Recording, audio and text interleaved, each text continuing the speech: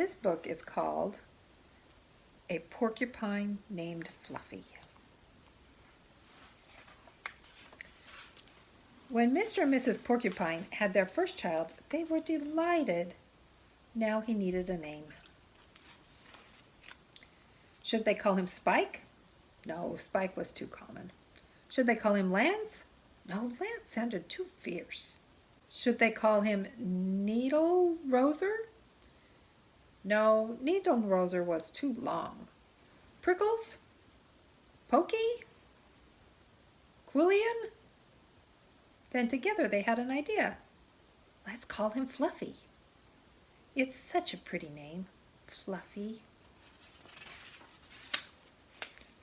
But soon there came a time when Fluffy began to doubt that he was Fluffy.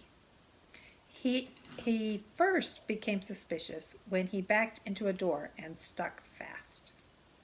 That was not a Fluffy thing to do.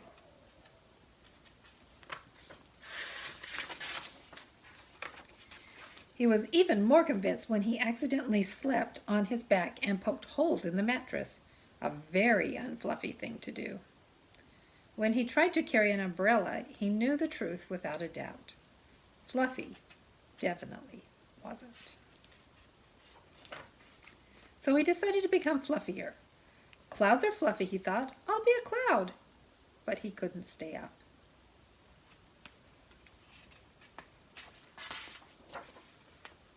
I know, pillows are fluffy, he said. I'll be a pillow. But when his mother sat on him, she was not pleased. He tried soaking in a bubble bath for 45 minutes, but he did not become fluffy. He became soggy.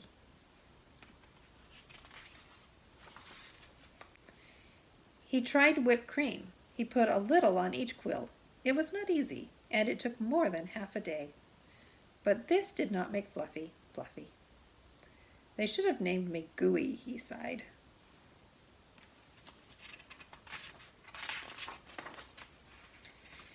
He ate a lot of fluffy marshmallows. He rolled in shaving cream and feathers. He even tried to become a bunny. But the truth remained. Fluffy wasn't.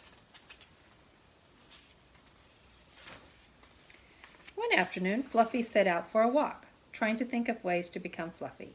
Before long, he met a very large rhinoceros. "Grrr," said the rhinoceros.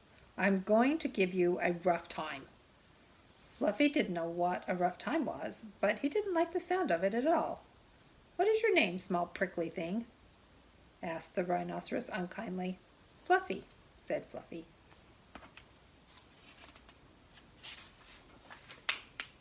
The rhinoceros smiled. He giggled. Then he laughed out loud and rolled on the ground. He jiggled and slapped his knees and roared with laughter. "A porcupine named Fluffy," howled the rhinoceros. Fluffy was embarrassed, but he tried to be polite. "And what is your name?" he inquired. I can't say it," giggled the rhinoceros. "Herbert," suggested Fluffy.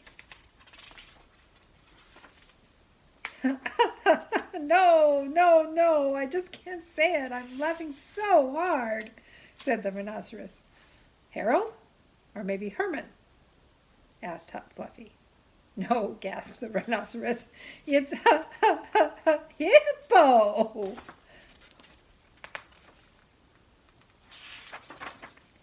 "Hippo? A rhinoceros named Hippo?" Fluffy smiled. He giggled.